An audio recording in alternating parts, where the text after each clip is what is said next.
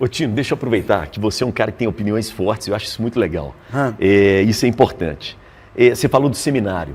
Nós temos o Papa Francisco, que é um Papa que tem tentado, digamos assim, quebrar alguns paradigmas, alguns tabus da igreja. Eu queria saber a sua opinião sobre celibato. O que você acha? Você sabe que eu fui seminarista, eu não sou nem católico mais, né?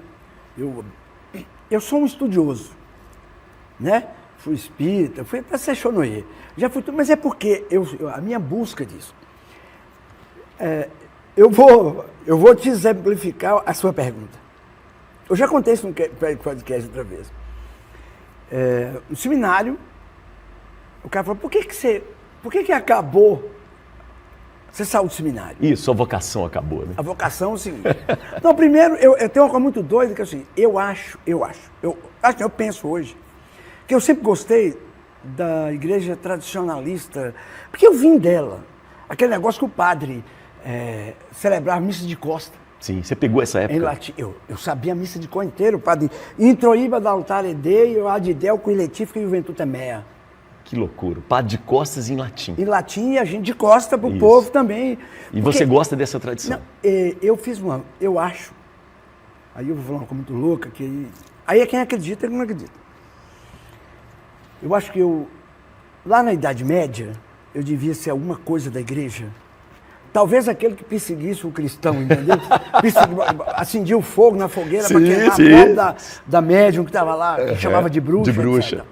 Por quê? O que mais me encantava, por exemplo, eles levantavam às 5 horas da manhã, em determinada época do ano, 3 dias. E aí é uma coisa romântica, cinematográfica, eu sempre penso na minha vida como cinema. Sim, as imagens ficam na sua cabeça. Ficam na minha cabeça. Que era aquela fila andando pelo mato, a relva da manhã, o sol nascendo misturado com aquele cheiro do incenso do turíbulo. Sim, aquele cheiro forte característico, demais, forte. Eles cantavam? No meio da manhã, e a gente cantando a ladainha de Todos os Santos em latim. Isso. Você imagina isso na sua cabeça? Pesado, e lá na frente, o padre com a capa roxa, os da frente todos com alvas brancas, como se fosse na Idade Média. E na minha cabeça só vem aquele crucifixo de prata com o raio do sol batendo nele. É ou não é a Idade Média? Sim, sim. Você foi criado vendo isso. As cruzadas, os romanos. isso mesmo. Então, eu sempre gostei dessas coisas, né? Talvez a simbologia que me encantava. Quando isso foi perdendo, eu acho que foi também... a minha fé não foi nesse bolo. A minha vocação foi. Tá. E aí, quando a gente discutia na 4ª série, eles arrumaram uma professora para dar aula para seminaristas. Você imagina? Uma mulher dando aula para vocês. Eu tinha 15 anos para 16. Uma mulher. Os hormônios lá em cima. Você imagina? Professora de matemática. De matemática? Na primeira raiz quadrada que ela levantou a mão, que a saia veio aqui, ela fez raiz quadrada de... Caiu o lápis para o chão afora e junto com os lápis foi embora a vocação de todo mundo. Foi o sonho de muita gente. Acho que só vingaram 2 padres lá. Né? Mas o que você acha do padre, do celibato? É necessário? Cara, deixa eu te falar. Eu acho que não é... Essa história de celibato de padre, eu acho que se o cara quiser casar, casa. Se não quiser casar, não casa. Eu não acho que é necessário isso. No mundo que nós vivemos hoje, a gente tem que ver a origem disso, porque foi isso. Vocação não tem a ver com celibato. Muita gente deixa, é vocacionado e por causa do celibato deixa. Cara, vocação, aliás, eu não acredito em religião. Tá? Acredita em Deus? Muito. Acredito na história de Jesus, entendeu? Acredito nessas histórias, eu tenho fé, entendeu? Acredito nos mestres ascensionados, eu acredito em uma opção de coisa que eu começo a falar, entendeu? Mas religião não? Não, porque religião é o ser humano.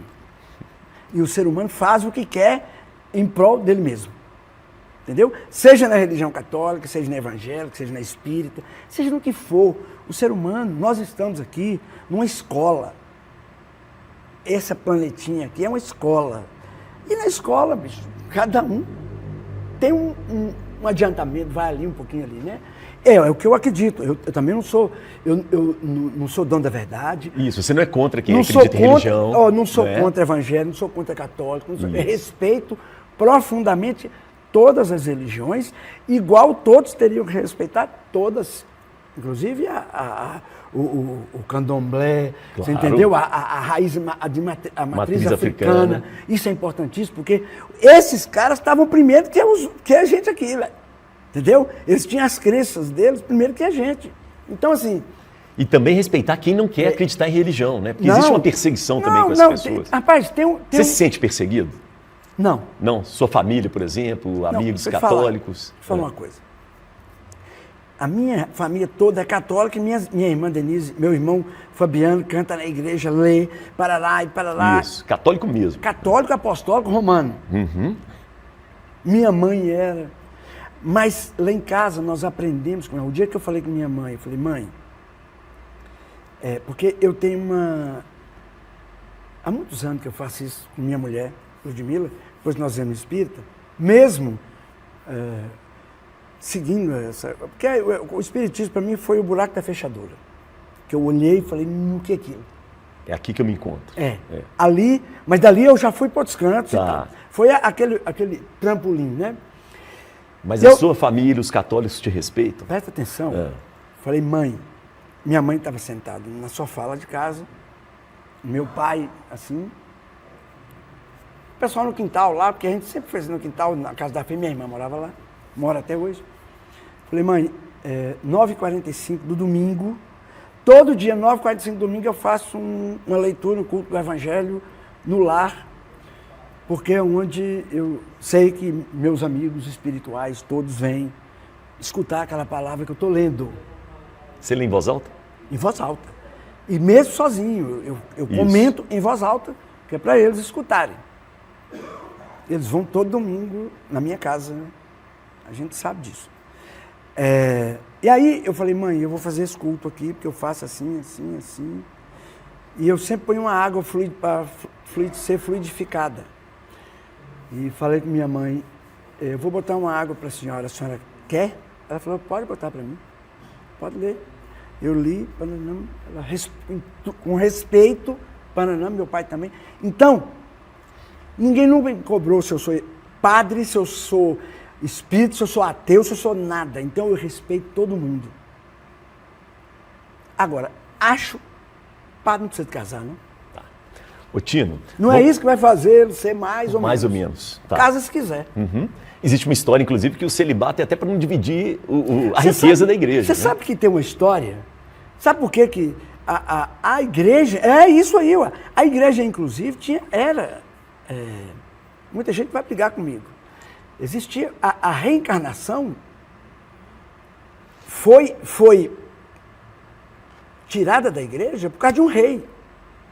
Porque a reencarnação dizia e diz que os nossos compromissos, né, você tem que vir aqui. Então, conforme o seu compromisso, você tem que vir de novo. Porque quando a gente vem, você fala assim, você reúne lá com o seu mentor e diz, eu vou lá, vou fazer isso, isso e isso. E diz que ele ainda fala assim... Tem certeza? Faz menos. Não promete muito, não. Não assina. Quando chegar, vou. Aí, quando você volta, eu não falei.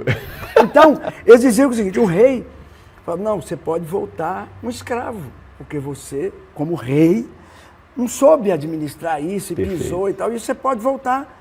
Aí o rei falou, é assim não. Vamos acabar com esse negócio agora. Pode botar na igreja, acabou com essa brincadeira. E a gente sabe que a igreja e os reinados...